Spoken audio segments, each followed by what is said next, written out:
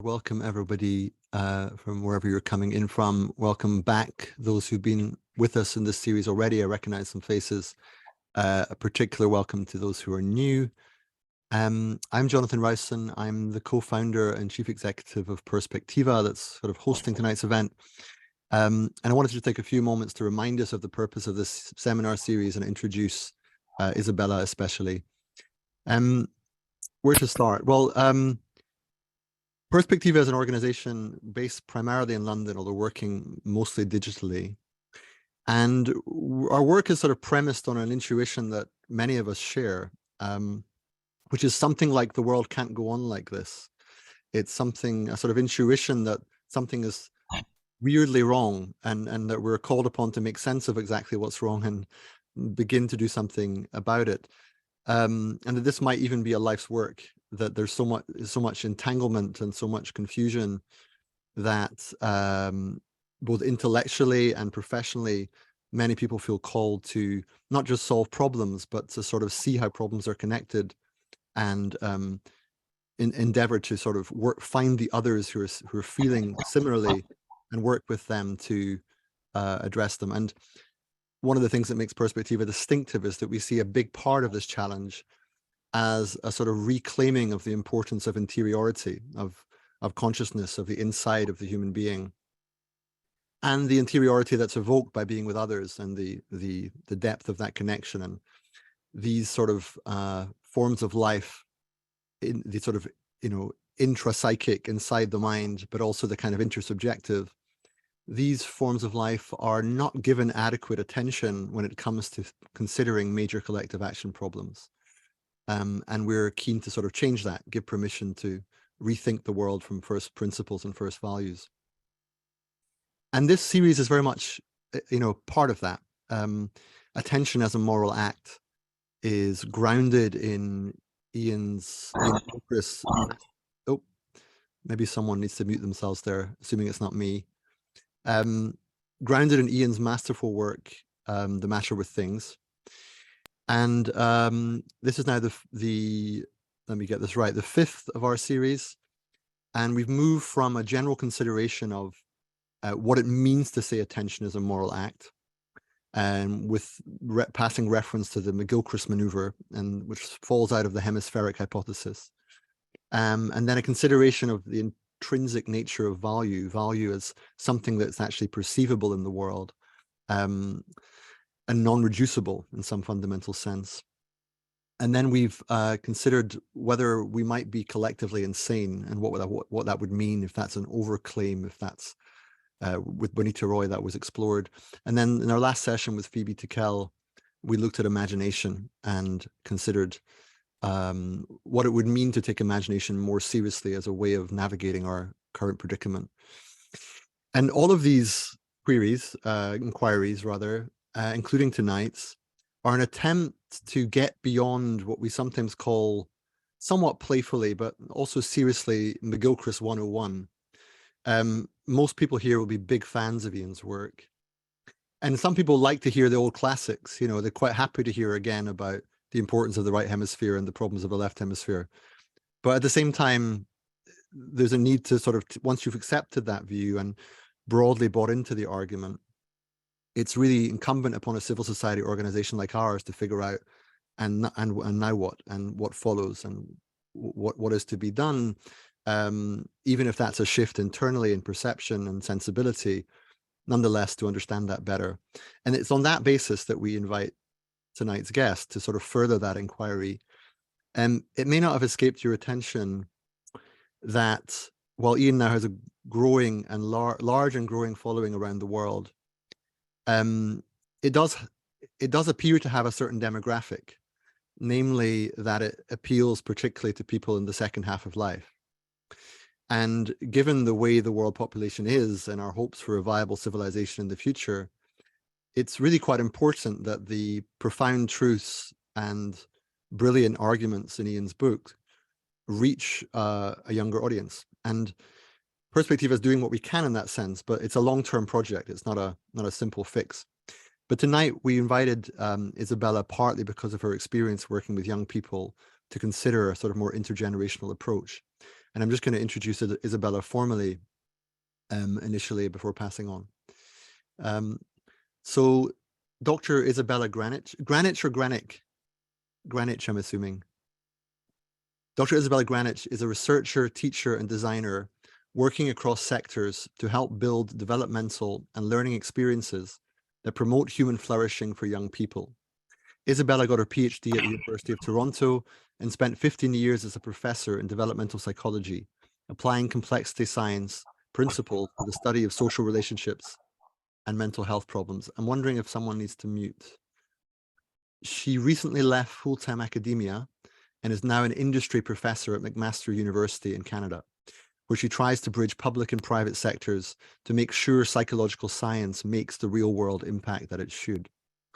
She's the director of the Games for Emotional and Mental Health Lab, a transdisciplinary research and developmental lab that integrates art and science in the design of digital and offline play experiences that promote creativity and connection and well-being.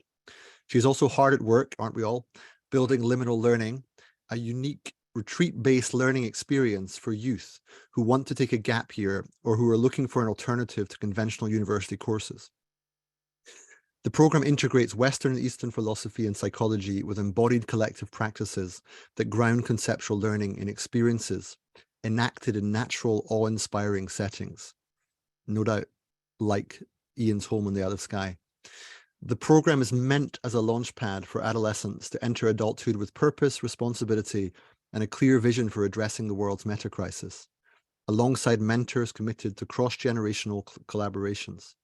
Perhaps not surprisingly, it also owes much of its intellectual foundations to Iain McGilchrist's groundbreaking work across disciplines. So you can see why we felt Isabella was a very important person to invite to speak to Iain. We also know she's a big fan of Iain's work. I was personally very happy to meet her in London and pass on Iain's magisterial work, which somehow got back to Canada without excess baggage charges. But yes, there it is. I think that's all I need to say for now. It's wonderful to have you here, Isabella. Looking forward to the conversation. And Michael and Lee later this evening will guide you through the Q&A after the conversation between Iain and Isabella. So I'll pass over to you. And thank you all of you for being here. Bye for now. Thanks so much, Jonathan. And thank you all for being here. Thank you, Iain, for being here with me. I have to do the fangirl thing. I don't know how to not do that to begin with. I am a very, very big fan of your work for a long time, not just since the tone. I've been teaching Master and his Emissary for more than a decade in my work as a professor in developmental psychology. And I have to say it is by far, in terms of neuroscience, the sort of text that lit my students up to neuroscience and even caring about the brain. Oftentimes they came to me because they wanted to be clinicians or developmental psychologists working with children. And the brain was sort of a necessary kind of course they had to take, but it was really about, you know, what's lighting up and so on. And then I would show them your hypothesis and just, you know, opened up their worlds in a way that I don't think any other kind of writing has in my teaching experience anyway. So thank you for that. I really am appreciative. And then beyond that, you know, I consider what is now my calling based in large part on what I've learned from you and how to take that out into the real world and have an impact. So I'm very privileged to be here with you, and I can't wait to have, you know, a wide-ranging discussion on all sorts of topics that I hope we can dive into. Thank you so much, Isabella. I'm delighted that we're able to have a conversation. Thank you. Of course. So I think what I was hoping we would do is to start relatively left hemispheric around theory that I think is really important, and to lay the groundwork for what I'm hoping we'll get into, which is really the implications of your work. And I don't really even call it a hypothesis anymore, a hemispheric hypothesis, but the model of the hemispheres for having an impact on this younger generation that we have that desperately sort of needs some guidance and some thinking, but also have some really inspiring ideas and energy to change this world for the better. And I'm hoping that part of what we can discuss is how they can do that.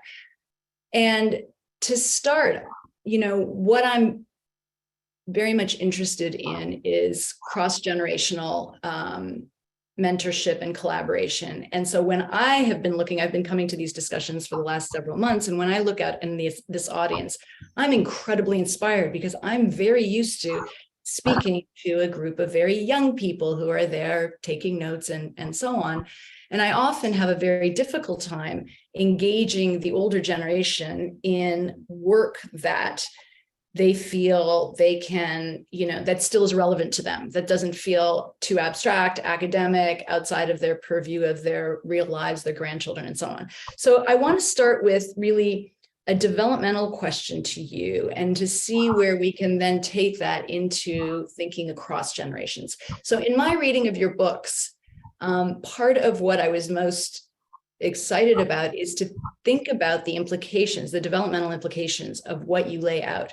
Because although you talk about, some of the developmental milestones and some of the right hemisphere early onset sort of processes, there isn't a whole section on developmental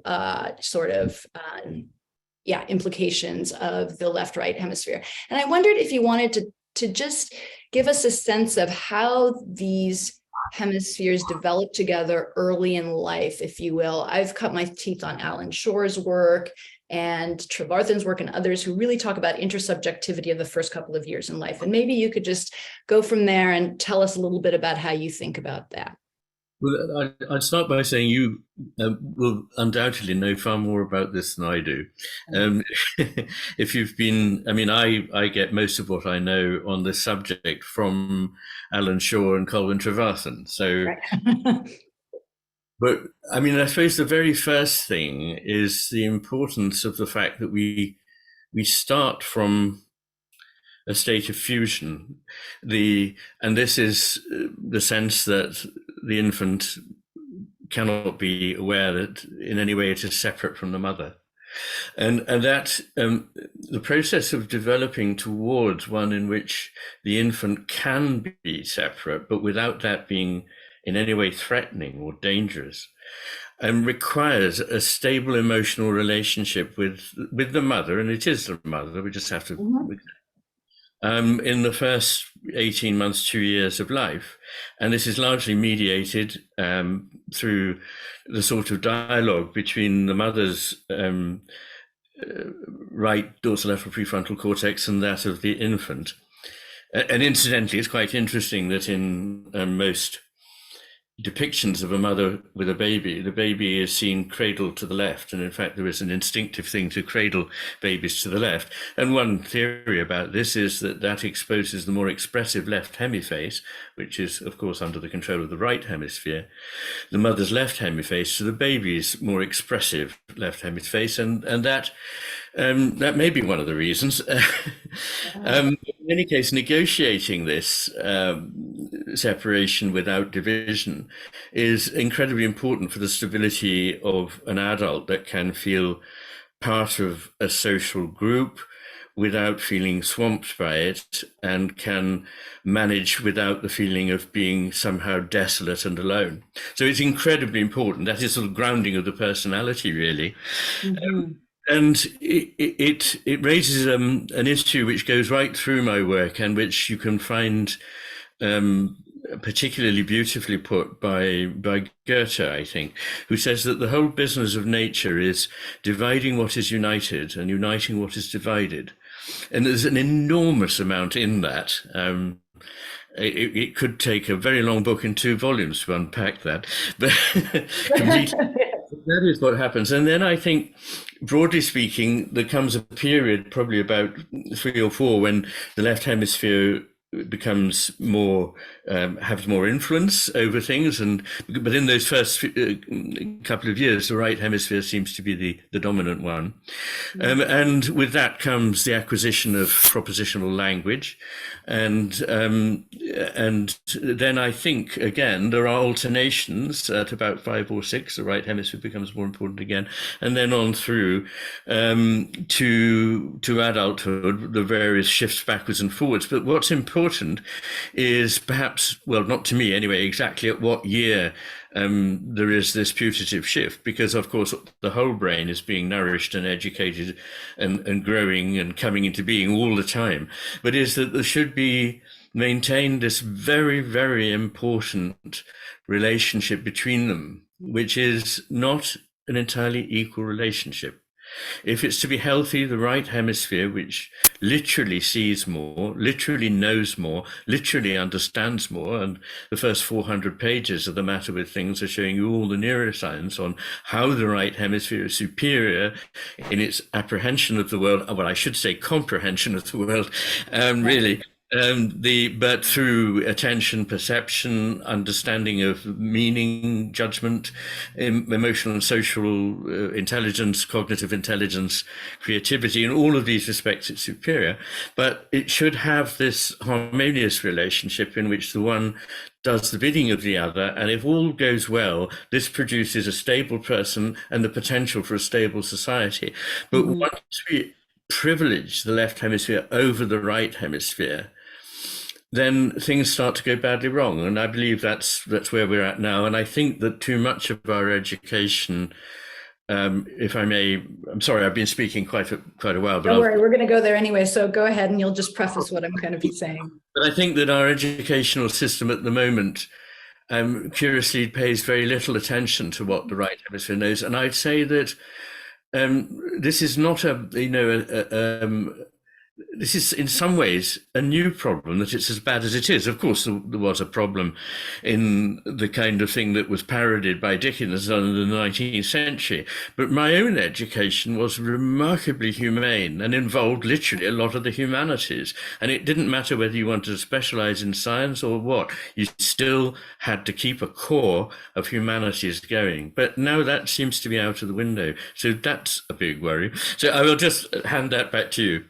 Well, I want to get to every one of these points, and I think they're incredibly important about where we are stuck right now in education. But before we go really sort of pragmatic in tools, I do want to bring us back to a couple of things that you've pointed out. One that you almost glossed over, but I really want to emphasize, which is that you talked about these shifts in the balance between left and right over development, early development. And what is really fascinating, because I started off as a sort of a developmentalist who was very interested in Piaget and Vygotsky, and even if they're not stage theories as in exact ages, and I never liked the quarrels around the ages per se, what's very interesting is that there does seem to be these interesting abrupt shifts across development, and they have predictable phenomenological results. And so you just mentioned that it's around that 2-year-old. So we have this really interesting 18-month to 2-year-old shift. The other one, there's a 3.5-year-olds where they get theory of mind. You mentioned 5 as well, where there's metacognition that comes in line. And then adolescence is another really major developmental phase transition. And I find it fascinating that what you are and let me make sure that I clarify this. Are you saying that it's during these periods that you also see the shift from relative left that had kind of come back online and become balanced with right to a more right hemisphere reorganization again, if all is going well? Did I get that correctly? Yes, broadly, that's what I believe. Yes, exactly. What I do rather resist is because one of the things I have to do all the time is to try and get people away from the idea that it's ever all or nothing. It's always a matter of degree. But one of the things that happens, I think, at the beginning of adolescence, and this is really more a hunch than anything, is that the left hemisphere has become very well developed, and suddenly the sort of subcortical regions become enormously powerful. Yeah. Because there hasn't been enormously long experience of the world, what happens is that the left hemisphere becomes rather prominent because it offers models, theories, and maps. And to a disorientated person who doesn't know quite how to reason about what's going on, doesn't have a map, and is trying to find a way, it's the first thing that the first trap is to fall into espousing a theory, and we probably all know from our experience as parents or guardians or teachers or whatever it may be, that teenagers often seem to have a brilliantly black and white, simple theoretical idea of how things should be that gets enormously much more complicated as they grow older and become more compassionate, actually, and learn more about the real experience of life. What do you think? Yeah, I absolutely think that's true. And so some of these adolescent researchers in neuroscience especially talk about having sort of an engine without any brakes yet, right? So you're unable to regulate. They're very wild and passionate to some degree. They're certainly more volatile data. Even our own data has shown that. And so what's really interesting is this idea that there is a necessity to collapse into certainty at that period as well, or just any kind of certainty. And so I can imagine this left hemisphere kind of propensity. And that really leads to my next question, which was really, given that we start off both developmentally, and then we can even think about phylogenetically, perhaps, so much more right hemisphere intersubjectively oriented. Of course, both hemispheres are online and doing their thing. What is so contagious about the left way of apprehending the world that gets us in so much trouble that we are right now? What is it so contagious? I do think there's something about adolescence, if you happen to want to like dip into that particular phase, that I'd love to hear more from you about. Sorry, Iain, just to interject. There was a little bit of audio issues there. So when Isabella was speaking, there was some feedback. So I muted you there, and I hate to break the flow because it's already so fascinating. I don't know, Iain, if you want to maybe use your headphones, or you could always mute while Isabella's speaking. So sorry to my husband would love that magical button as well.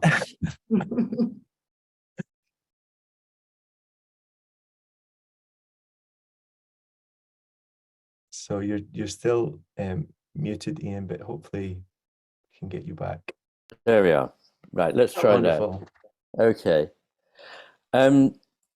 It's a very good question, isn't it? And it's one that not only in development, but just in looking at why do civilizations follow the trajectory they so often seem to do, from an early moment of enormous fertility in which both hemispheres work together well, to one in which the left hemisphere, little by little gets more and more control, until you get into a situation where there's no longer a corrective negative feedback system going, but you finally get into positive feedback.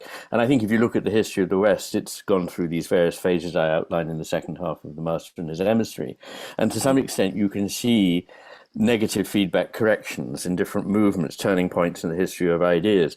But I suspect that we've now got into a situation where positive feedback is dominant. In other words, the more of something happens, the more it happens, rather than the more it happens, the more something else corrects for it. And I think it's partly that it's much easier to articulate what's going on in the left hemisphere than what's going on in the right. I'm absolutely sure of this. All the things that the right hemisphere knows are far more nuanced, far more complex, often involve paradox. If you're going to try and find your way through a maze of ideas, one of the first things you will do is you'll look for certainty. You will definitely not want, paradoxes, because what do you mean? I mean, you just told me this. How can you be, So all of that is very difficult. And I think also learning to express oneself in a nuanced way involves standing back somewhat from life. And as you said, it's like having no brakes. So at that period, it's very much, the shit hits the fan. And so that's one of it. I mean, the other thing is that it's prized, I think, in schooling, because it seems like what you're required to do in an exam. Instead of actually what's required to become a wise adult. And it's also, helps you become powerful, basically, and win arguments and get stuff for yourself. So it's quite alluring. Yes.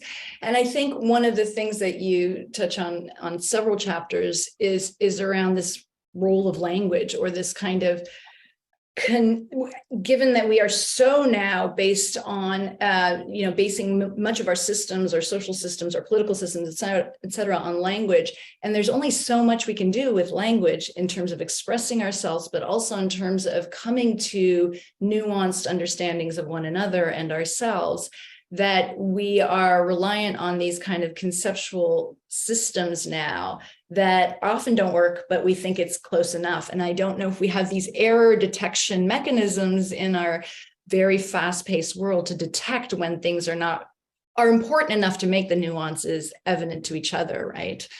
I agree with that. And one very obvious feature at the moment is that not only are we not hearing the very obvious feedback that suggests that we need to be doing something differently, we may sort of clock it in a theoretical way, but then we carry on exactly down the path we shouldn't be going down. And this is the really alarming thing, is that if the evidence contradicts it, we now live in a society where people will simply contradict the evidence. They'll just say, well, flatly, they deny whatever reason and, science are leading us towards. And I know that I argue in the book that they can't answer every question, but within certain range, it would be completely crazy not to learn from them, because really science is a way of empirically testing ideas on experience at its best. I mean, it can become dogmatic, of course, but I'm talking about how science properly works. And reason the same.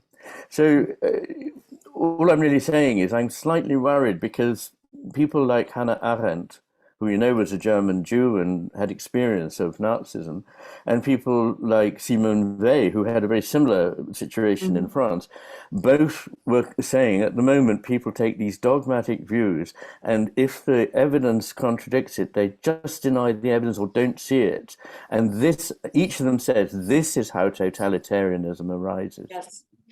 Yes. So let's maybe move to this idea. So I want to resist this kind of urge to say, yes, but what do we do about it? Because I think we can get there. And I think there are some pragmatic ways, but I think your message throughout the book, and really there is this kind of mesmerizing effect so I'm right now a part of a discussion group. So we started reading your book in January. We have planned on the year. We're doing it slowly, 100 to 150 pages per month, so that we can basically immerse ourselves in a mindset shift that happens, I think, when we take these bits of evidence seriously and let them sort of sink in. And all of us have this tendency to run outside and start a new intervention program or start a new class or start something that will do something about it. But I really have heard your message, I think, loud and clear throughout the book, that first we need to understand. We need to have a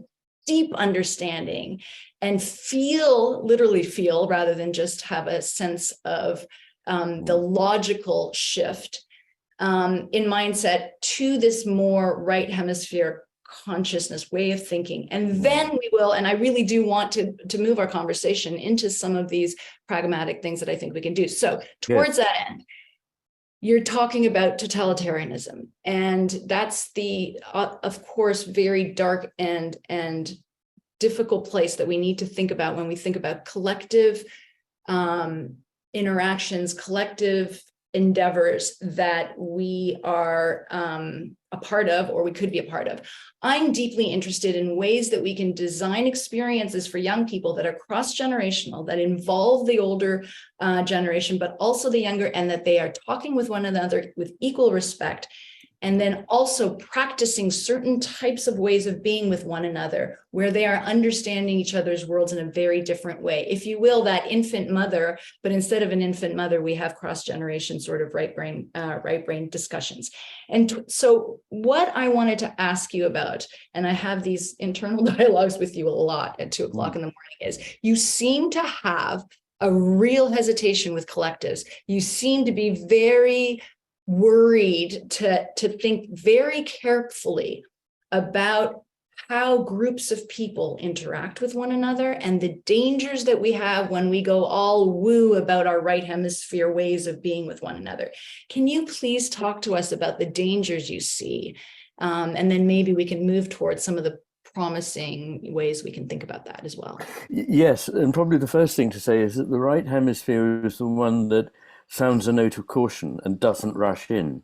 That's the exact opposite of what the old pop psychology that I'm trying to bypass and get beyond used to say. So it's in fact the left hemisphere that jumps to conclusions, the left hemisphere that becomes angry, aggressive, self-righteous, dismissive, all the things that stigmatize people in social media and are really horrible experiences for many people. There's such a thing as collective intelligence, but there's also such a thing as collective stupidity.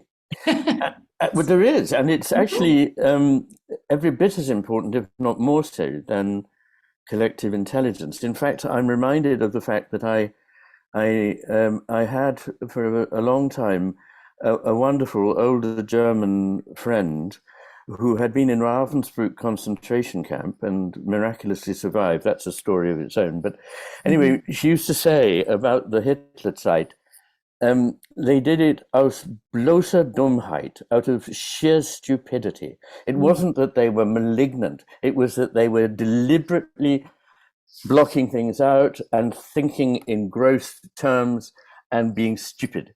And I really think that's incredibly important, because the trouble is that social media seems to be a way, it's designed to polarize people, to help them hear only opinions that are of their kind and not hear the contrary opinions. And they will do very stupid things. I mean, there are many, you don't need me to go back through the history of the West to see times when people did terrible things. In the belief that they always do it, in the belief that they're producing an improvement. So there is never harm created without it being proposed as a benefit or a step forward. So that we must just take as read. So it really behoves us all to use all our wits to see what is going on here. And what I would like is exactly the conversations that you're talking about. But these conversations need to have the attention is a moral act. And therefore, the number one point of this is that you do listen to the other person. And you don't just listen in a passive way like, yeah, well, but you actually try to put yourself in the mind of the other person. What is it like to be this person? Let me be charitable to this person. Let me be compassionate. Maybe they don't have my intelligence. But, if you must be superior. But if you can, just think, here is another experiencing human being that I can learn from. And if I don't listen to them, I'm not learning anything. This gets me very excited, because on the one hand, this sounds maybe to some people in this audience as really quite abstract. Sit down, empathize, learn how to empathize. Clinical psychologists have been talking about this for a long time.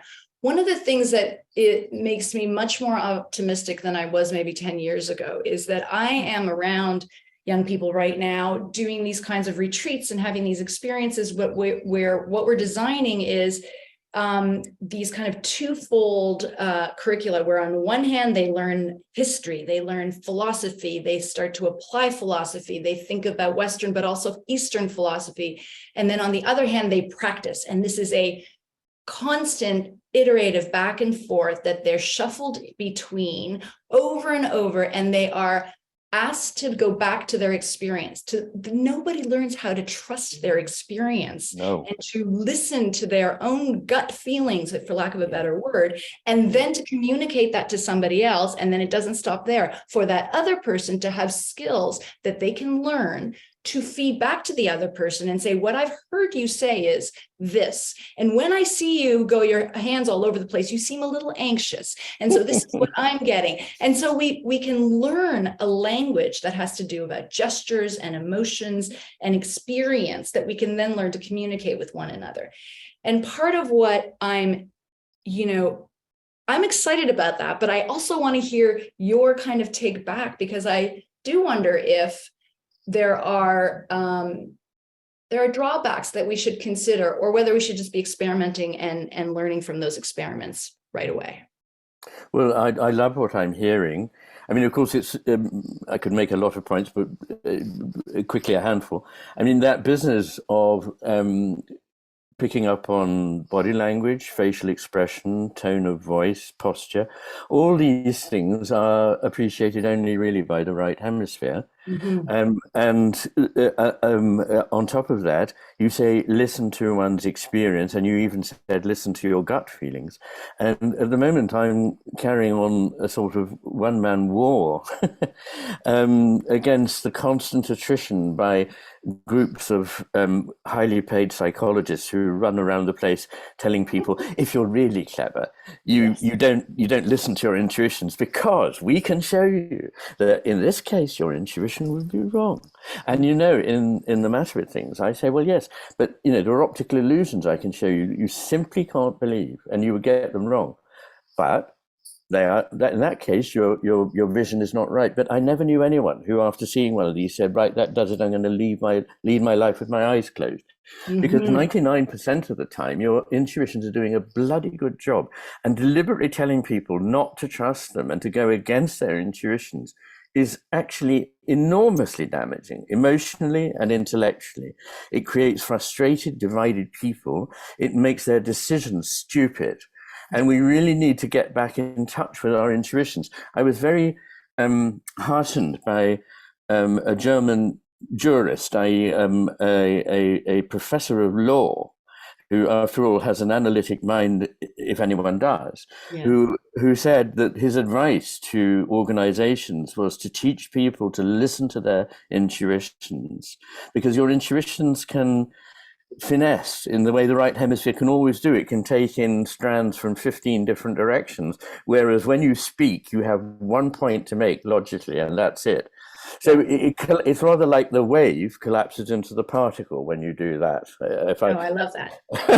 I love that. And so I think that part of on the other hand, I think part of the messaging of the intuitive system is getting a very surface and bad rap, because we're supposed to feel like this comes naturally. And although there is something that feels that the right hemisphere kind of has been born to do in terms of just like, and taking in context and being slower or more cautious, I think there's also ways of learning with one another in social contexts to listen more clearly, let's say, to those signals, right? So there's a real part that I wanted to get to in the book where you're talking about beauty is born of reconciled conflict or something like that. And the point is that you find the meaning in a situation and the beauty in a situation from resting in that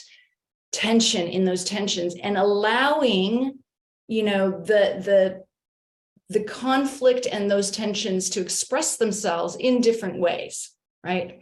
And I think that's so very important, because we're so used to, anxiety wants us to collapse into an interpretation in a threatening context, and we want to be sure. And we're not used to allowing for that uncomfortable space, especially with others in front of us.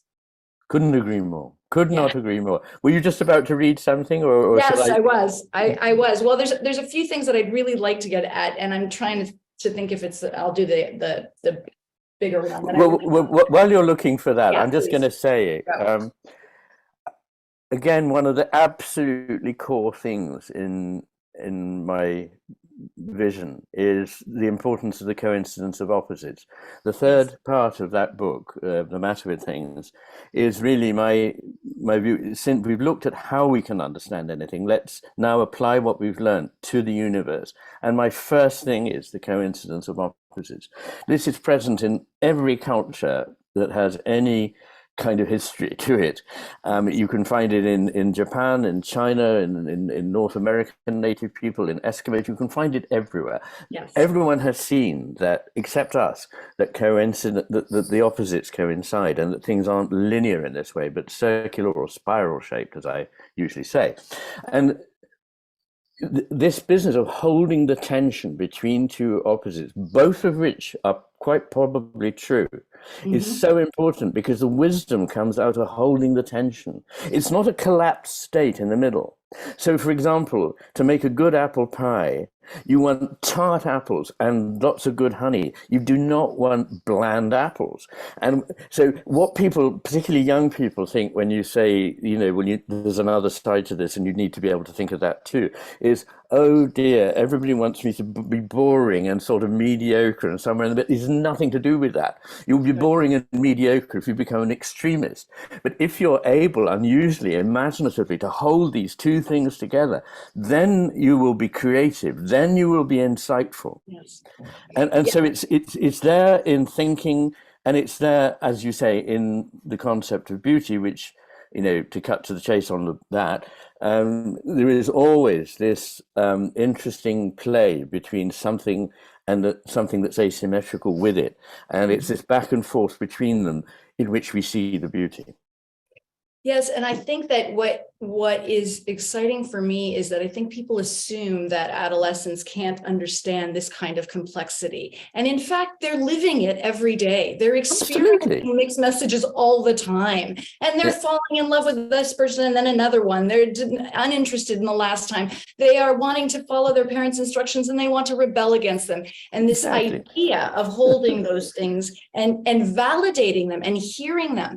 But here's another twist. I do think that people like my age and older who are in their middle age and considering where they want to go with their lives and the service they might want to do, et cetera, are going through a very similar kind of tension that is not being recognized. It is also the case that we are useful and smarter than we've ever been, and we are connected and heartfelt and energetic. And that I think those tensions as well get left into another very simplistic left hemisphere, like linear way of thinking about aging. And the idea of these generations, as I've seen them come together in certain retreats, is an experience for both that makes them feel very different than they would have otherwise, considered. Right.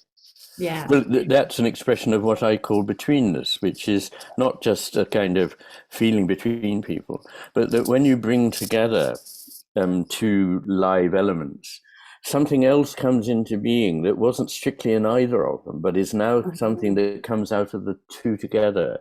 And so the two are still there, but there's something else which is new. And that's lovely. And so, yes, I completely agree. It can happen at all ages. So, yeah, I mean, let's try and get people to see this.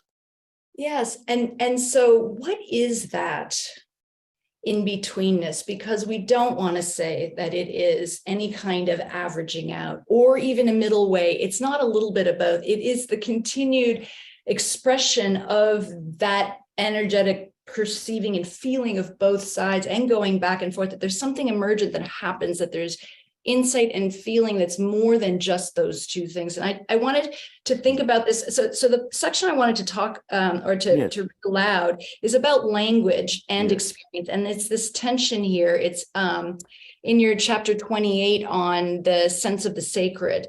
And you say, after the part that you, so you say, and he continues in the words I've already quoted, direct experience, which is never adequately communicable in words, is the only knowledge we ever fully have. And this is McGee, right, that is speaking there. So this is you again. Things can be understood only by a direct experience, can be spoken of only indirectly. And conversely, what is talked about directly is usually experienced only indirectly, because in the process of articulation, it has inevitably become a representation, something other than what we experience. Nietzsche thought that this distortion was not just a limitation of language, but of its essence, right? And I just think that's so very important. And it really also reminds me of others like Freud and poets as well, who have tried to claim the meaning in things that are other than what can be expressed in language. So I just really resonate with that. And I think getting experiences more and more like that for young people as well is really important. Yes, I think that unless we honor the language of myth, which of course is almost synonymous in the modern mind with falsehood. Yes. But anciently in classical Greece, mythos was thought to be a greater truth than logos. So, I mean, unless we honor that, we're not honoring this need for a bridge. If language is not a bridge, if it's just referring to itself, it's pointless. It's a sign referring to another sign. And sometimes when I talk, I put up a slide, a perfectly real road sign that says, sign not in use. And there's no other sign in sight. But that's really where we are. So metaphors are bridges, and they take us across to experience. So you've got this tension between 2 points. And to clarify why that's important and what it is not, so that young people would understand it, let's start with electricity. Is it in the positive terminal? No. Is it in the negative terminal? No. Is it just in the wire between them? No. It's something that comes about through the ensemble of every part of it. If you take any part of it away, it's lost. And the same thing is true in this beautiful expression of Heraclitus about the tautness of a string that makes it possible for an arrow to fire, a bow to fire an arrow, and makes it possible for a lyre to give forth a note. And what we're not saying is we'll just let it go slack.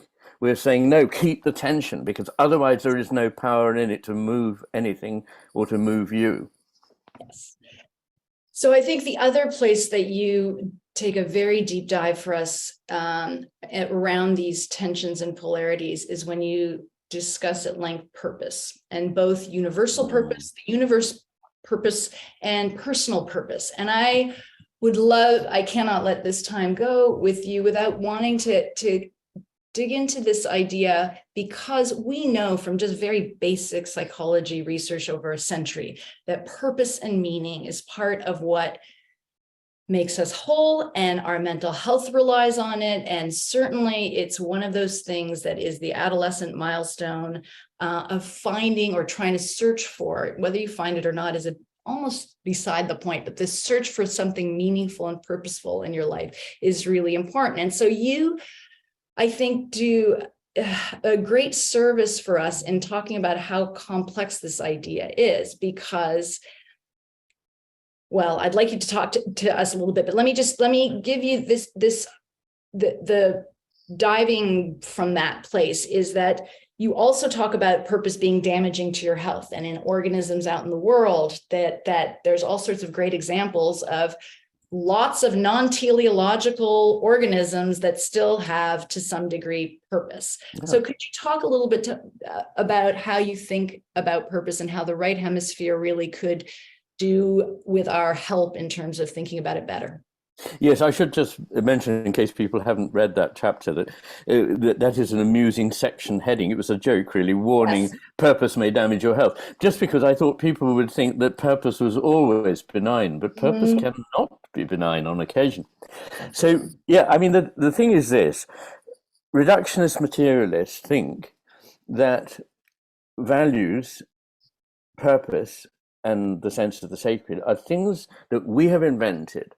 We live in this cell that has no windows on the real world. We are watching this representation on our screen, and this room is dull, so we paint the walls with colors that we call values. We invent something called the sacred, which makes us feel better.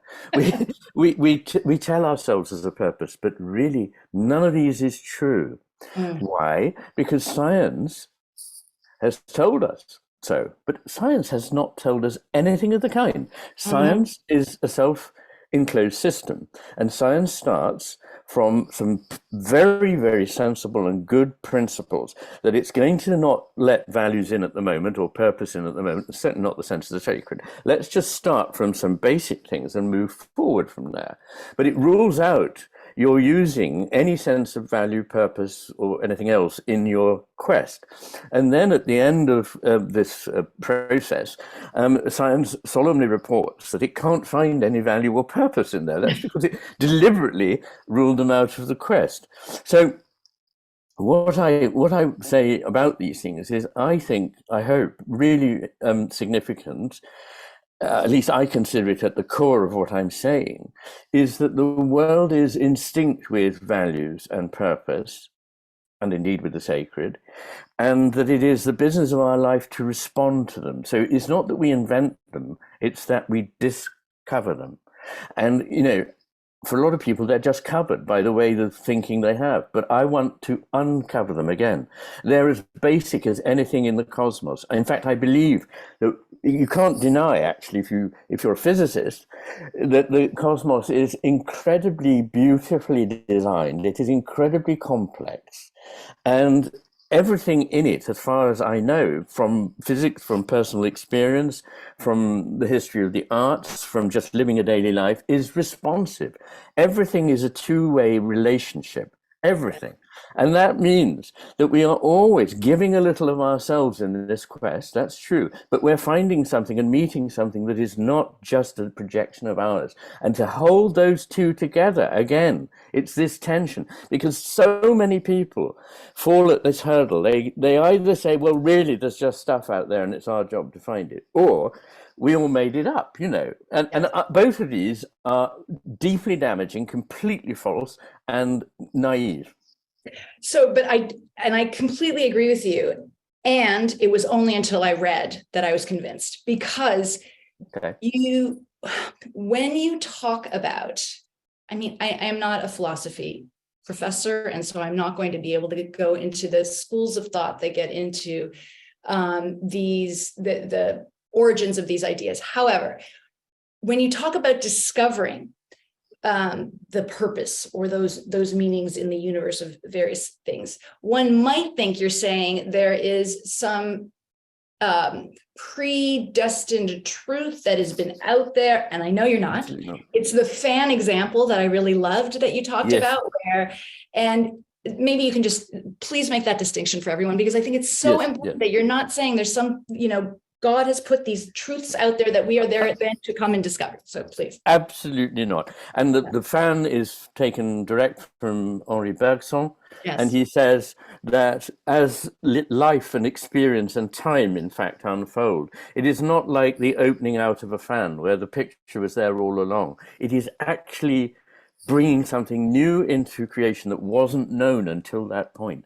And in fact, I even go back to the biblical accounts of creation, mainly from the Old Testament and so on, but that there is something that is coming into being that is not already sort of planned out, and just, there would be no point, in fact, in this divine ground of being just creating something if it knew what it was already. It's actually a process of discovery. And this is part of what, you know, comes under the heading of process philosophy. And I think this is, you know, not just a school of philosophy, it's a deeply important way of grounding one's thought about life, that everything is coming into being. And it is therefore becoming, because that's what it means, becoming. And I am becoming, you are becoming, everyone is becoming, all of this stuff is becoming. And it's not foreordained, and yet it is not random. Now, again, it's another of these difficult pairs. It makes perfect sense to say that something is not predestined, but is still orderly. Yes. And I give the example of, you know, the idea that the universe is like a set of billiard balls. It's 18th century idea of Laplace, that, you know, if you knew the position and the momentum of every particle in the universe at the start, you could predict everything, including what I'm about to say next. But this is not the case at all, because we now know from exploring complex systems that they very quickly become unpredictable, but not disorderly. So overall, you can predict things. And I'd just like to say this thing about the billiard balls, because it's such fun. I may have said it before, but how many collisions of billiard balls does it take before you find that this next collision is not completely predictable? You know, and I thought to myself, 100,000, 100 million, I've no idea. The answer is 8. Oh. You know, that's good. This is wonderful. It brings it down to earth. That, you know, it's not just in some bizarre quantum realm that doesn't really matter that things are orderly but unpredictable. It's actually in everyday life. We are all, to an extent, we have a hand to play, but how exactly we do it is still open to us. And on the point of purpose, I say again and again, this does not mean a designing God who's turned the machinery on and is, doing that. No, if there is a God, and I believe there's meaning to that, then the God and the cosmos, as Whitehead held, are coming into being together. In fact, the God is it's that God is discovering the reality of everything that is potential within the divine being. And now to me, to really bring this back to, I have two 17-year-old boys. Talk about experience. This is me living it every moment. And it is the case that they are absolutely desperate for purpose and meaning. And it is the case that they have complete disdain for religion, probably because of their mother. She hasn't helped matters in that way in terms of what we've highlighted in some of the, we come from Romania, and there was good reasons why some of the experiences were terrible. And the point is, though, that the story you tell of nature and purpose and the universal and the personal, and how they both can be thought of as, to some degree, very compatible if we're taking this more right hemisphere approach to understanding wholeness, is inspiring. And it is absolutely something that young people can understand. And it is something that I think would be very, and again, I want to understand if you've had these experiences and conversations with young people themselves, because when I hear people of older generations speak from that perspective, their experience with God or nature, or when they've had an aha experience or a mystical experience, they're all eyes and they want to understand better. And I'm wondering even if you could speak to your experience of that kind of thing, if you've ever had these conversations with young people, and if you see their eyes light up as mine do, of course. I absolutely do. And if only I had more time to talk in schools, but unfortunately I live in a very remote place, and to go to a school takes a very, very long time and so on. Yeah. But we're here to do it for you. I'm really serious about this. You cannot do it all. And I really do feel like Indians need to go out there. Nonetheless, I mean, I did talk at least one school the last year. I'm talking at another one this coming year, amongst the various mix of things that I do. And I do it for the sheer love of it, because it is so rewarding. I mean, actually, the most rewarding responses, the deeply wise connections, older people come up and say, I've thought this all my life and never knew how to express it. Or I'd never had the confidence in it, but you've explained it and now I get it. That is very good. But honestly, being mobbed by eager young people saying, this is fascinating, one place I went, I stayed overnight, and in the morning, one of the boys came to me again and said, I just need to shake your hand and say, you have changed the way I think about the world. So it is possible. And look, another thing is, that everybody feels so atomistic, and we start from individuals and then say, yes, okay, so we put them together in groups, and then these groups make a society. This is wrong. The right hemisphere knows that ultimately everything is already connected to everything else. This, of course, is an ancient truth in all religions. Everything is connected, ultimately, and everything is a whole. And what we call a part is just another whole at another level. It's what the left hemisphere makes when it divides up something that can't properly be divided. And that's very useful. Having a map is useful, even though it doesn't tell you very much about the world. Having the ability to analyze into parts is very useful, as long as you're able to reintegrate. But the way people think now is so much towards analysis, disjunction, carving up, and it's also that we can't do anything spontaneous anymore. Can I just say this? One of the things that really worries me about young people is, I mean, I may be quite wrong, and I hope I'm wrong, but can they have the same absolutely carefree, spontaneous sense of joie de vivre that I remember when I was younger? There weren't so many rules and procedures and bureaucratic things and papers to be filled out, and actually teaching was so much of a kind of live experience. The teacher would go off on something that he was interested in, and because he was interested, the fire sprang into the people that were attending it. Everything's become so administrated out of existence now. So I agree with you 100%. And at the same time, I do think we have reached that this meta crisis is not invisible to young people themselves. And there is at the same time that there's some kind of malaise and depression and anxiety that's running rampant, there is also this deep unease that some young people feel a calling to do something about. And I do hear that. And so what's happening, as much as we can talk about social media writ large, and especially corporate run social media writ large, there are young people themselves who come into these spaces, make up their own little digital campfires, find their people of like values, and are starting to, it's a different kind of self-organization that is about finding different kinds of education contexts, different ways of learning, different ways to travel. The gap years idea and not going to university is much more on the rise than it ever has been. And it's an opportunity to I think join with them so that we don't leave them with the mess, and then we do some honor to our ancestors already as well. Sorry, I'm on my No. Look, I agree with all of that.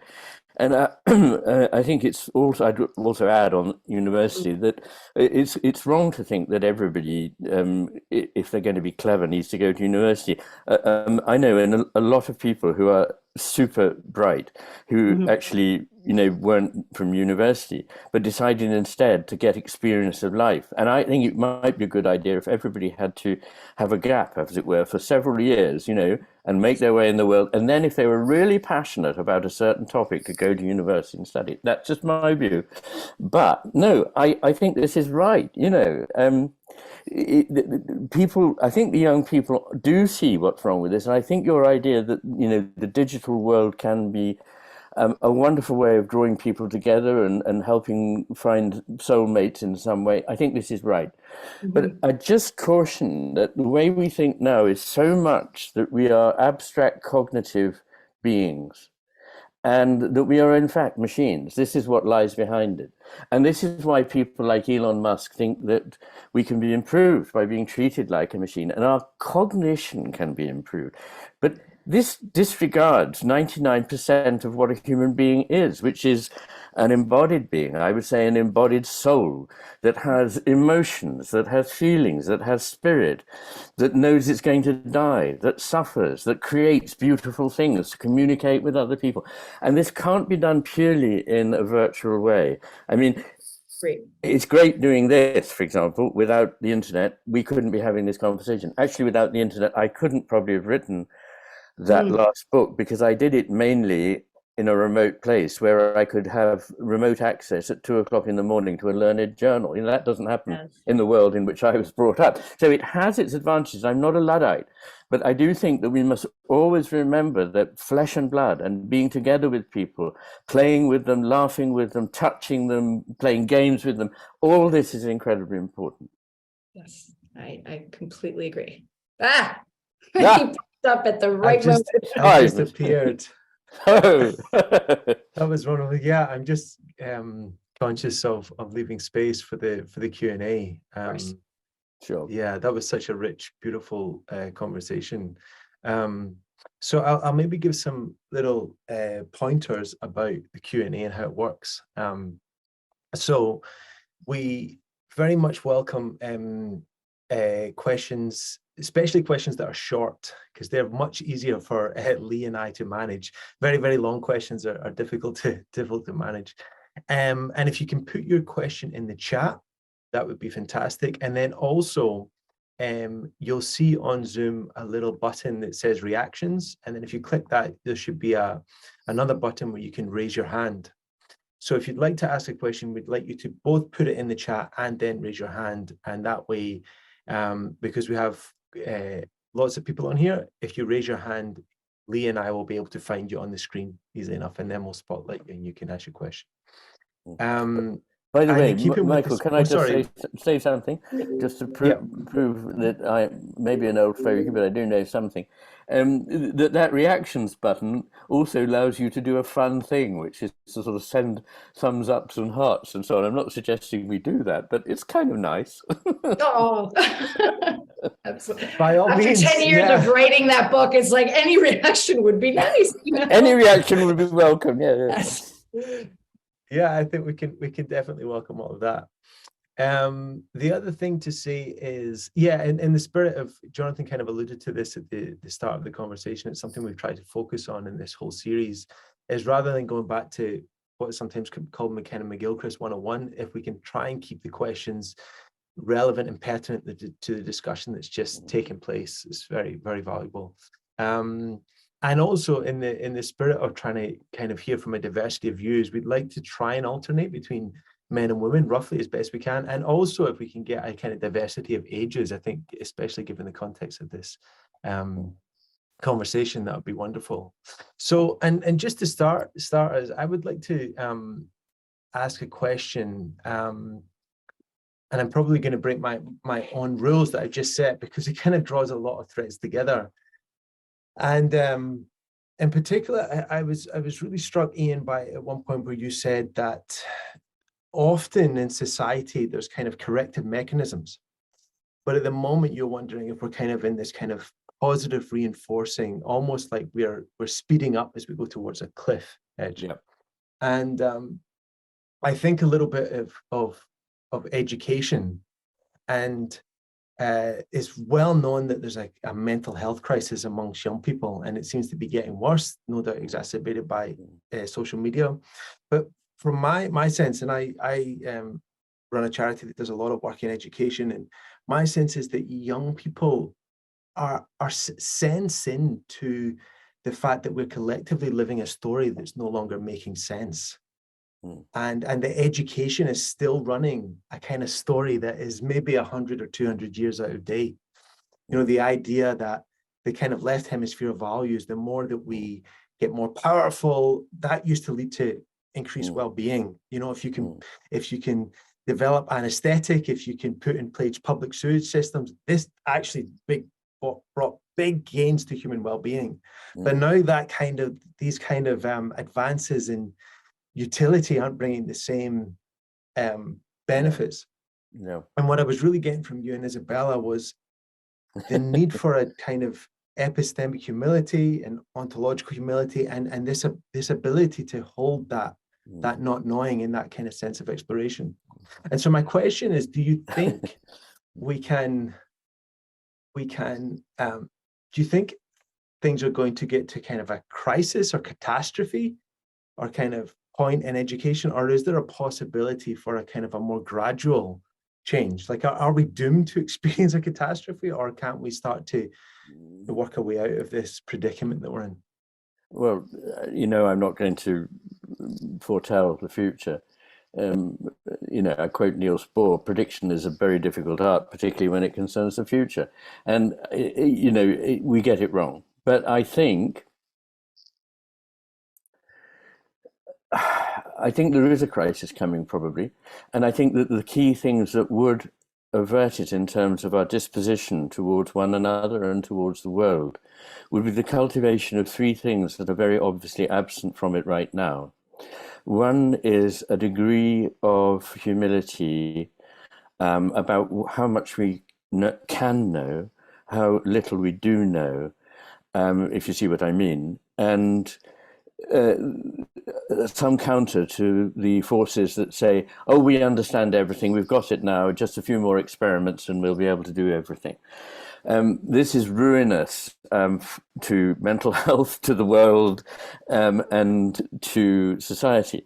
Another is simply rekindling a sense of awe, which in a way goes with it, that if you are humble enough, you see the enormous complexity and beauty of something that you couldn't possibly begin to understand, but is a gift. And the other is compassion. You know, behind everything is love.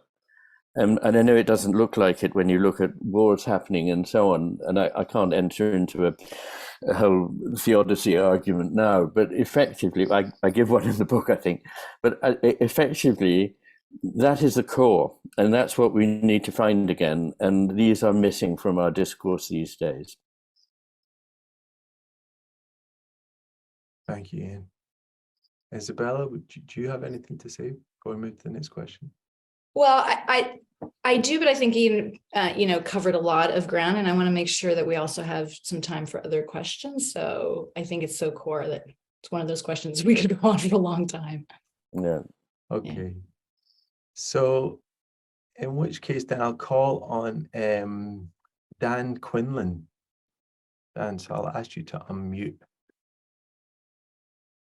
Hey, good afternoon and good morning, and whatever part of the world we're all in. This is just such an incredible conversation. The question I had was to pursue the things that we're talking about here and do the real work on the ground that needs to be done. It's hard. It's really hard, and takes a lot of time and creativity. And it seems like to be able to get to a point where one can do that joyfully and not let it get you down requires hours and hours, potentially every day, meditating, contemplating. That's the message we get from the Dalai Lama and others. And I'm just wondering what your thoughts are about that. And can, I'm really thinking about how I balance that time and whether or not, if I spent more time doing that every day, I could basically start to rewire my brain in a sense to get to that space point of joyfulness. So just wondering what you think about, is that rational, realistic, or is it just kind of a nice concept? Do you want to take that one, Isabella? Sure. I mean, I hear you, first of all, and it's on the one hand really hard work, and it's really hard not to get depressed about the meta crisis. It's about everything, and everything's going to hell, right? So I don't think you're crazy to feel that way. For me, meditation is fine. 20 minutes I try to do a day, but what lights me up is working with other people, and there is nothing that feels better and yet still answers this desire for purpose and meaningful work out in the world than collaborating with others who feel the same urgency, but also feel the same cautious hope. I wouldn't even call it optimism, but cautious hope. And so that's a short answer to me, is get people who feel the same way about these things with you and work together, humming your right hemispheres together out in the world. And I'd second every part of that, Isabella. I just add that also it's a way of redeeming adversity, that very often situations that look very bad are ones in which people really discover their bonds with other people. And many people see times of adversity as having been the richest human times. I just mentioned that. Yes. And now can I call on Saliha? I hope that's how you say your name. I'll ask you to unmute. Hi, thank you so much. It's Saliha. And Iain, you have totally changed my life. So great. And I'm an artist, and I beaded this crown for the right hemisphere. That's wonderful. Fabulous. Thank you. Thank you. Did you have a question? Yes. I had to tell you and show you. Thank you. I'm very grateful. Bless you. Yes. Yeah. I wanted to see if you could speak on AGI's role in the becoming of God in the universe, and how we can ensure the right hemisphere's role in the development of AI right now in this crucial moment in history. Whoa. Well, you've got me on an area where maybe Isabella will have something more positive to say. I have to be honest, I'm deeply, deeply worried about the direction AI is taking, by people's conviction that something that is a simulacrum is the real thing. And this is exactly how the left hemisphere thinks. It can make simulacrums of things. It doesn't really understand what it's got a simulacrum of. I think it's also hugely dangerous because it gives power to control, to monitor, even to insert things in people's bodies, to create zombies. I mean, where do you really want me to? I'm going to stop because, as far as I'm concerned, AI has the potential for enormous evil. I don't say that the people who are developing it are themselves evil. I think they may just lack imagination about what it is that they're letting loose on the world. Isabella, redress my terribly negative take. I'm afraid that I can't, but I do think that one of the things that I think is so important. I basically agree with you entirely, your take in terms of my deep worry. And it's a much longer conversation, but I think the one that I'm having with my colleagues and friends, so for example, I've been talking to a philosopher friend of mine, Brian Cam, about some of these AI issues. And one of the things that we think is useful is to think very distinctly about domains that we can talk to other people about that they'll get. And so for us, for example, writing, why do we write?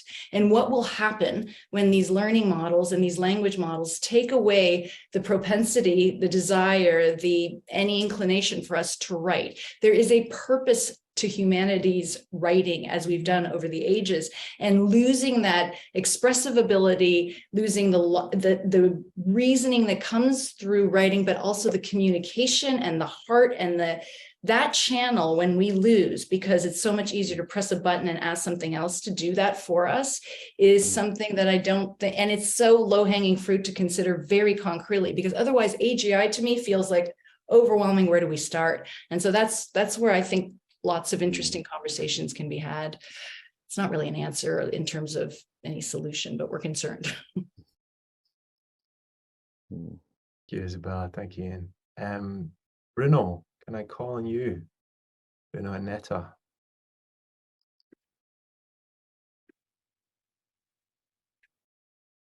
Yes. Hi. Thank you. Hello. Sorry. Hello. Yeah, my question was about developing paradox mindsets. One of the things I've done personally is to do that so that I actually experience it and then actually try to convey that to others, which is very difficult, but I find that's kind of my purpose and challenge at the moment. And I think in actually doing it to begin with, I think everybody needs to be able to go through some kind of change. And in this case, a paradox mindset is going to be one of those that will take you through a change. So I just wanted to know what you thought of that. Oh, I love that. It is part of my desire to help people see that things can be seen in different ways and not just in one way. And that both of two ways of looking at things may seem superficially to be true. However, what I believe we're mainly seeing in the famous paradoxes that philosophers have wrestled with, and I look at about 30 of these in chapter 16 of the matter with things, is we see a conflict between the way the left hemisphere would look at something and the way the right hemisphere would look at something. And I'm afraid that it's the left hemisphere that is deluded. That seems to be taking back my idea that there can be different ways of thinking about things. There can, but one of them will be much profounder than the other. That's the point. So, for example, it is okay to think about the world as a map for certain purposes, and if you do, you'll find that this conflicts with the way if you think about it as a real lived planet. But it's the real lived planet that's the one that's got the truth about it. The map is a convenience. And, it's quite true that you can think of the ship of Theseus as a lot of bits of plank, but you can also more truly think of it as this whole. It's true that you can create a paradox where Achilles and the tortoise have a race in which the tortoise is always ahead of Achilles, according to the left hemisphere. But according to the right hemisphere, perfectly correctly, Achilles will easily overtake the tortoise in 2 strides. So it's all part of my attempt to show mathematically, logically, and from neuroscience that the left hemisphere on its own is dangerous and deluded. And it is so important that we reintegrate the right hemisphere. And since at the moment, the way we think is terribly left hemisphere, your paradoxes will shake the way people think about things and say, hey, look, there's another way of thinking. And of course, get this, at a meta level, the left hemisphere has to have one of them right, but the right hemisphere is able to say, well, there's some truth in both. I love that. And can I answer the question with a poem? Because this is yes, or a paradox, yes. That's better. Because, yes. Talk about paradox practices and so on. I think poetry is very underestimated in terms of its power and its accessibility, and its young people are deeply interested in poetry more so than they have been. So this is Emily Dickinson, a very famous one called, well, it's not called Tell It Slant, but here it is. Tell all the truth, but tell it slant. Success in circuit lies. Too bright for our infirm delight, the truth's superb surprise. As lightning to the children eased with explanation kind, the truth must dazzle gradually, or every man be blind. So we must dazzle gradually, right? Wonderful, wonderful. And if I didn't read that in my year of reading poems for the internet, I should have done, but I think I possibly did. Maybe. Thank you. Thank you, both of you. I'd like to call on Ida now. Yeah, hello. Thank you, Iain, and Isabella for this wonderful conversation. I am 21 years old and have my adolescence not very far behind. So it was very interesting to hear your thoughts on my generation, so to speak. A question that arose when I have been reading your book, Iain, The Matter with Things. Oh, right. I have only gotten 400 pages in, so I'm not into the good stuff. I'm reading it, so just a beginner, yes. I'm now, yeah. So my question is, why is depression and mental illness on the rise among the young? Since if we have left brain dominance, or if our entire society is left brain dominant, it should make us more optimistic and narcissistic. And of course we can see that, but I think it's just interesting what that implies regarding. It's a terribly good question, Ida. Yeah. There's so much to say, but I think, let's see. I think there's a lot of superficial optimism, but a lot of deep gloom, depression, mental illness, anxiety, as you say. It's indisputable. Partly, I think this is because we have created an atomized society. It's very important that one belongs in a cohesive society which has boundaries and some history and some trajectory and some common threads. And we now find ourselves individuals isolated somewhere in an urban setting, divorced from nature, often having been told that the spiritual world is illusory, and being separated from that deep togetherness that is the root of human happiness. The sort of ways in which we come together now tend to be competitive, and therefore people feel poorer than this other person. She is better, cleverer, more money, more intelligence, or whatever it is. And this is just very destructive, because I've said this before, so I'll say it just very briefly. Those things about belonging to a cohesive society, belonging somewhere in nature, or spending time in nature, and making time in your life for whatever it is that's beyond the immediate material world, that's spiritual. You don't have to belong to a religion, but recognizing it, experiencing some awe about it, and wanting to be open to it, those are healing, and those are not what we have. Yeah, I really couldn't have, those are the summary, the belonging that we know just from a very simple psychological, just in the last 20 to 40 years of research, and the increase in anxiety and depression is very linked to social interaction, social connection, a sense of belonging, as Iain was saying, is the most important. Loneliness is on the rise. So suicide is not just depression, it's directly about losing hope and thinking that no one cares that you're alive, that you're here. Those two things are really fundamental, and that is about belonging. And I think that's also why putting an emphasis on figuring out ways of being with one another that satisfy deeply the soul, for lack of a better word, rather than just satisfying the number of friends that we have in some kind of metric, is going to be really, really important. And we've been distracted by toys right now that suggest that we are connected when we actually aren't. We're just learning, though. I think we should have some compassion for ourselves and, you know, design some new ways of figuring out how to connect back to each other. Absolutely. And what a good question. Thank you very much, Ida. Thank you. Now I'd like to ask Mac to come with the question. This is a question that is somewhat similar to a question we had in the last session with Phoebe and Tukel. So it would be interesting to hear both Iain and Isabella, your responses to this. So I'll just bring Mac up if you can. There we go. Hello. Hello. What a pleasure to listen to this conversation. Hello. So my question is about, I think how I look at the rise of artificial intelligence. For me, it seems like reality is pushing us to, it's inviting us to maybe change stuff in our culture. And our education system has been long, and also in business and everywhere, has been a lot about questions and memorizing answers to questions, not really going beneath the words. And how would you, if you would imagine a new school system that is actually a more balance between the hemispheres, that is not about just answering exam questions, do you have any kind of vision for how that would look like?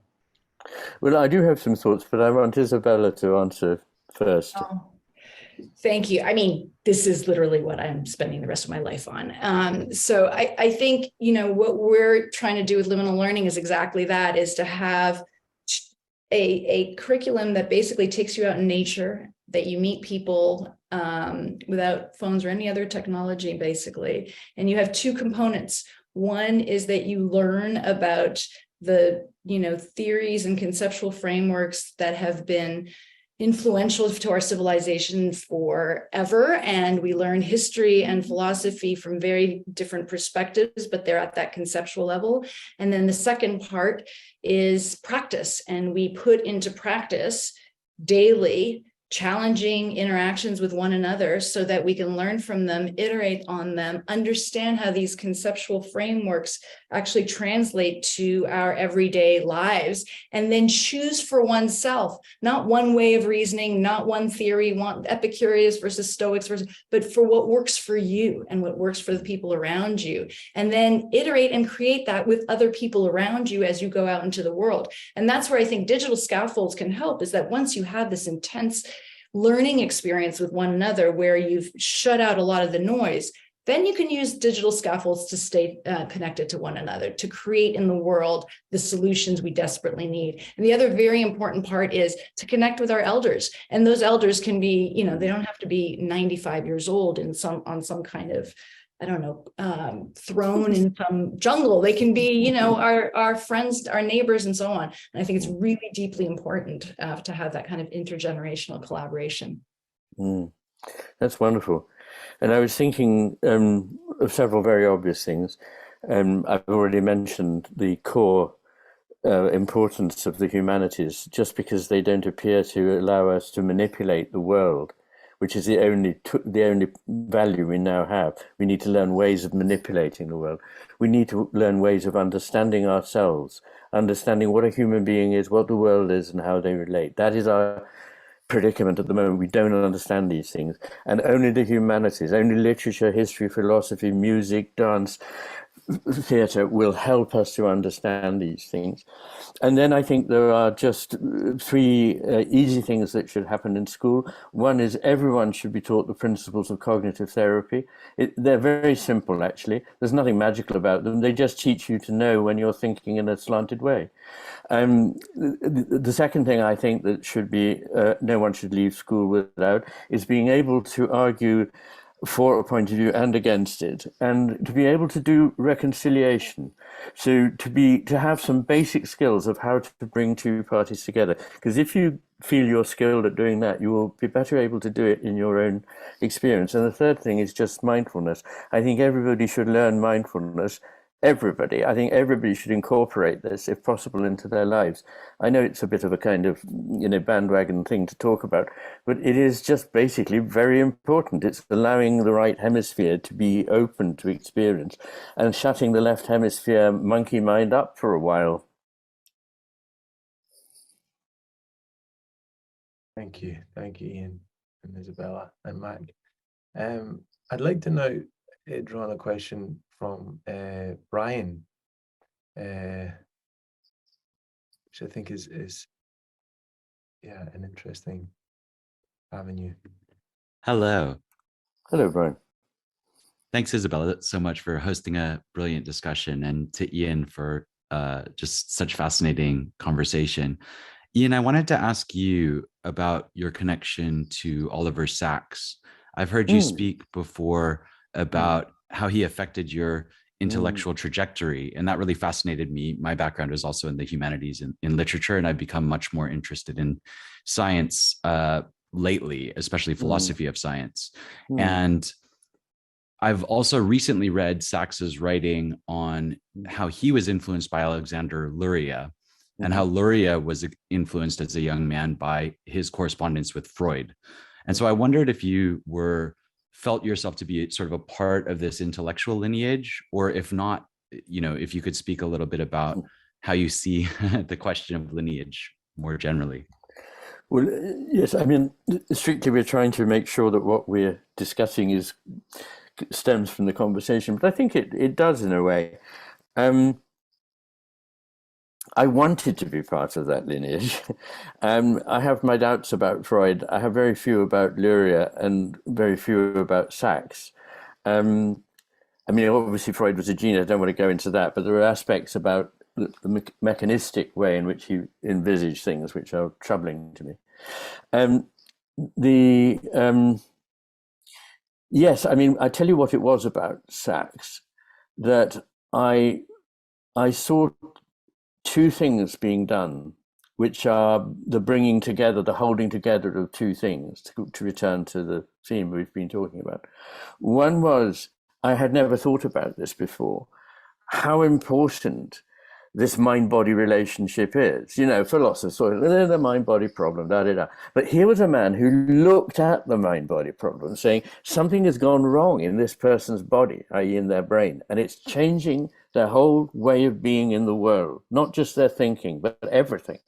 And then there are people, he didn't go into that so much, who have a skewed way of thinking, and it makes them ill, physically. So this relationship seemed to me a core one I was interested in anyway from my previous, humanities studies. What is the mind-body relationship? And here was somebody who spoke directly to it. The other pairing that he was able to hold together was going deeply into individual cases so that they were really alive to the reader, and yet at the same time not being lost in the individual, but to be able to see broad patterns and ideas. So often the greatness was in the footnotes, but it was also something wonderful about the individual. And I've often said this, and it's something that Goethe emphasizes, is that you don't find the general by turning your back on the individual, but by going more deeply into it. I love this question just because as a developmental psychologist, I loved Luria and Vygotsky and really got immersed. And one of the things that I have noticed or thought about quite a bit apropos this lineage that Brian's bringing up is that it seems to me like they are doing a similar right, left, right McGilchrist maneuver, right? As Darwin might have. And also it's like you have a general sense of the world. You have an intuition about some kind of way that the world is working. Then you go deeply into your barnacles or your case studies or your whatever it is. And you get so immersed in the data at such a fine grained level that you're like, oh, there really is nothing is simple anymore. It's nothing is, and then you, from that incredible fine-grained, detailed data, you then kind of are able to yet again go back and generalize it to principles, then somehow are able to describe realities of more general sort again, right? So this left, right, and you know that. Yeah, I'm just fascinated by that kind, thinking about the lineage as that kind of a maneuver, actually. Wonderful. Thank you, Isabella. Thank you, Iain. Thanks for the question. Thank you. Okay, now I'd like to call on Esther. Esther, would you be able to ask your question? Thank you so much. I think this is my favorite discussion of the series, and I've seen the whole series. It's just so, it deepens what I already knew. And now I want to go back to a very practical question is, how do I go downstairs to my daughter of 16 and do something with all these wonderful thoughts? And also, one last thing, one of the things that you showed me is that at the same time, maybe I'm going through some kind of adolescence as well, in not being able to know what I'm going to do with all these wonderful thoughts and all these wonderful interactions. So, do you have anything to say about that? Well, again, you're the expert, Isabella, on teenagers. I'm just, first of all, very moved and grateful for you sharing with us, Esther. I really do appreciate it. I also completely sympathize. Like I said, I have 17-year-old boys, and I get extremely excited and then worried and concerned, and I'm trying to build this thing for the world. And then I think, wait, across this, hallway are these two boys that are turning into young men that I deeply want to talk with about these things. And I think for me, what's helped most is to ask questions. And it's not and to share my own experience of, as just an example, I've been immersed in my, homework for this discussion this week. And, with these kind of mind-blowing insights that I might have had, I go to them and I ask them, what do you think? Is this, am I crazy? Do you imagine that this works for you? What are the metaphors that, is this landing for you? And I've been amazed by the conversations we've had at dinner, but it's really about me asking questions and being deeply curious about them, because when I start lecturing them or explaining how this is going to change the world, they turn off very quickly. So I don't know if that helps. Maybe you already do that, but it's a very personal answer for me, but that's, Yes, I just like to say that I suspect that in what you embody in your life and in your relationship with them, they will pick up, as most important things are picked up intuitively, many of the things that you find important. And I think also that you shouldn't be, I think there's a tendency in our generation, I've been guilty of it myself really, of not insisting on taking my children to classical concerts, taking them to art galleries and so on. I've done a bit of it. But I think we're somehow a bit kind of, we're a generation that, learnt from our parents, but are not prepared to teach our children because we think the children will just not take it.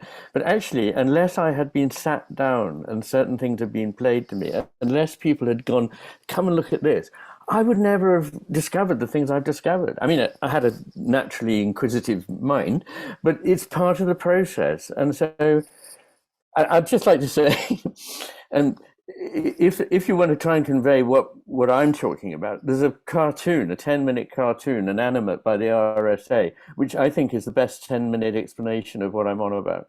And interestingly to me, in the last 2 days, the man who made that came and interviewed me for 5 hours, and he's going away to make 6 short cartoons again.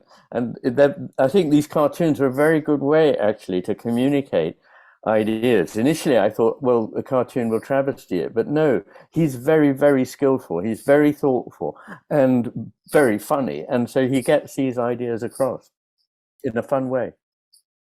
My graduate students love them. That was my input to them. And then they read the book, but they really, it was just a nice inroad. And I completely agree. They're fantastic. Yep. Thank you, Iain. Thank you, Isabella. Such a rich, beautiful conversation. So much work for us all to do. So I think this is maybe a good place to end. And I just want to let everyone know that in 2 weeks' time, we have Iain speaking with Philip Goyle, who, correct me, Iain, is he a theoretical physicist? Yes. Yeah. Well, he's a physicist. He's not purely theoretical, but I mean, he works in a lab, but he is a professor. And wonderful. As you know, my book it's about reality, and one aspect of reality is definitely and powerfully and importantly what physics teaches us. Yeah, so that'll be really exciting. So that's in 2 weeks' time, and next week we have our connection inquiry session. I've just put a link in the chat if you would like to register for that. And Isabella, I understand you're going to be contributing, or maybe even be present. I can't remember what we did, but you're going to be. Yeah, Isabella's going to contribute to this. So that'll be exciting. So I hope you can make that next week. So I think with that, thank you so much, everyone. We can maybe say some goodbyes in the chat, and until next time, thank you so much, Iain, and thank you so much, Isabella. Thank you so much, and particularly Isabella, for such a lovely conversation. Yeah. I rather hope, as I so often do, that these conversations could go on, but there we are. Yes, very good. Thank you. And thank you very much. Thank you. And can you save the chat? I always like to learn from the chat. So yeah. I will. There were some great questions in the chat, so yeah, I've saved those. Thank you. Thank you all for coming. Thank you. Bye-bye. Bye.